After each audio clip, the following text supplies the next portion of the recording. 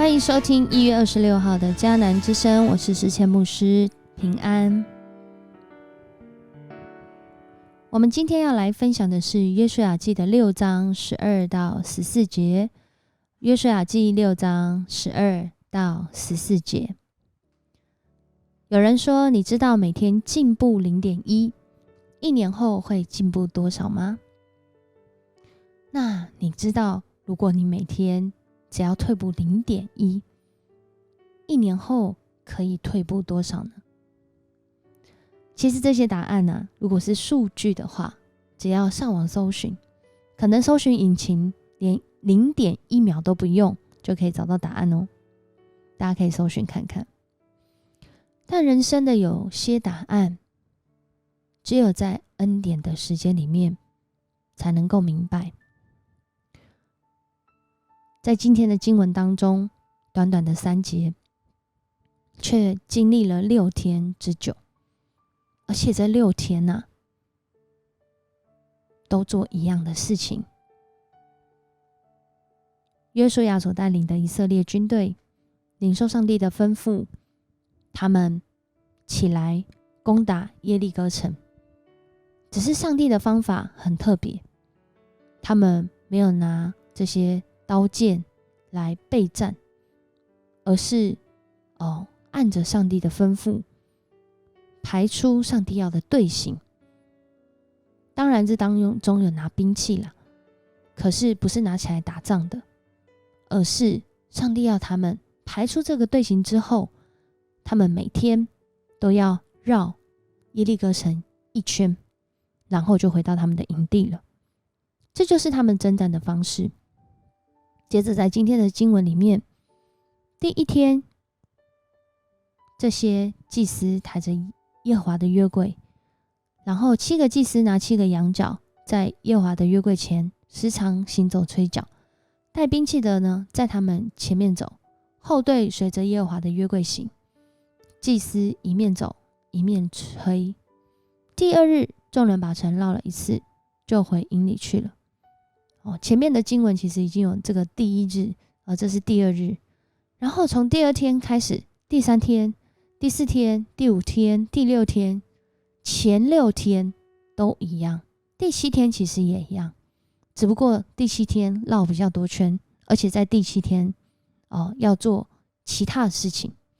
这就是上帝他吩咐要来打赢耶利哥城的方式。在这段经文当中，不知道你在读的时候会不会有很多的疑问？什么原因上帝只要一声令下，或是可能弹一下手指头，这个城墙就可以倒塌啦？但他竟然要以色列人去绕城，难道绕城就可以绕出一个结果来吗？我们好像也从来没有走过哪一个楼，绕它个1圈，它这栋楼就会倒下。如果的话，这栋楼也太危险了，是个危楼。但是上帝却用这样的方式带领他们，而且带领他们不是1天哦，是有6天的时间，就只是去绕1圈，然后就回去了。当我说只是的时候，是用我们日常想法去想，当我们去走这件事情，其实它并没有跟战事、跟这个战争有很直接的关系，因为它不算是战争啊，它就是去走这1圈。但是上帝却用这样的方式来带领以色列人。我今天下一个标题说，这是一个恩典的时间。这真是一个恩典的时间，因为如同今天的金句，如同今天祷告的经文所说的，神造万物各按其时成为美好，又将永生安置在世人心里。然而神从始至终的作为，人不能参透。这是在传道书3章11节讲到上帝的作为，人不能参透。所以当人在这个日光之下汲汲营营努力，好像想要靠着那每天 0.1 的进步来达到一些目标，或者是想要靠着那每天0.1的退步来不管一些事情。其实如果按着数据来说，一年每天只要进步0.1，到这一年结束，其实是将近37倍、38倍这么多的进步。然而生命当中却有很多事真的不是用这个数字去算这么精准就能够达到这个程度。或许有些专业，或许有些才艺，或许有一些能力是可以靠着这个方式去做培养的，但生命的议题，但生命的需要，往往却不是我们用数据就能够算出来。当以色列人他们要来攻打耶利哥城，如果以当时的数据来算的话，恐怕以色列人是怎么打，要赢的几率都很低的。但是上帝带领这个团队，却是用大家跌破眼镜的方式，不仅过约旦河，在这个过约旦河之后，反而在那个危险的地方行割礼，来到那个敌人的城门下了，竟然还在那里绕圈圈。透过这些行为跟行动，其实以我们现在来说，要许多人这样去行，或许有很多人是不愿意的，因为这样去行，实质效益，如果自己用人的方法来看，根本就是没有。但是这群以色列人，他们经历上帝恩典的带领，在恩典的时间里来行。这第一天、第二天、第三天、第四天、第5天、第6天，虽然还没看见结果，却是一个信心的跟随，却是一个纪律的操练，却是一个团队的行动，也是一个跟随上帝很清楚的表白。透过他们的行为，我们看见这个军队怎能不得胜呢？因为他们实实在在相信上帝的应许，就在上帝的应许当中，他们活出得胜的生命。得胜的不是因为他们会去绕耶利哥城，得胜的是因为他们听上帝的话语，他们相信上帝的话语必照着上帝的话语应验在我们的身上。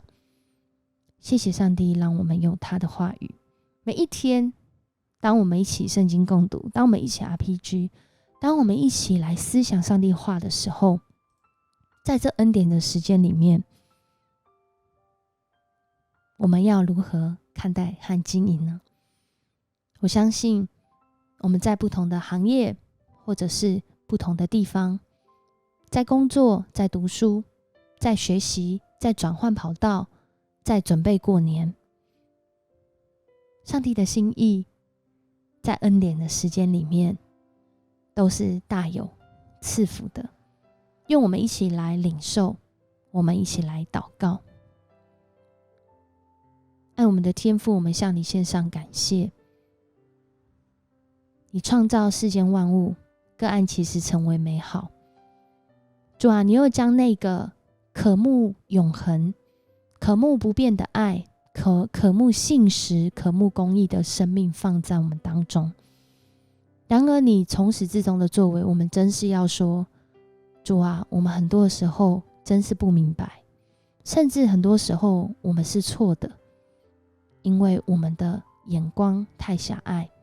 我们的生命太短暂。但主，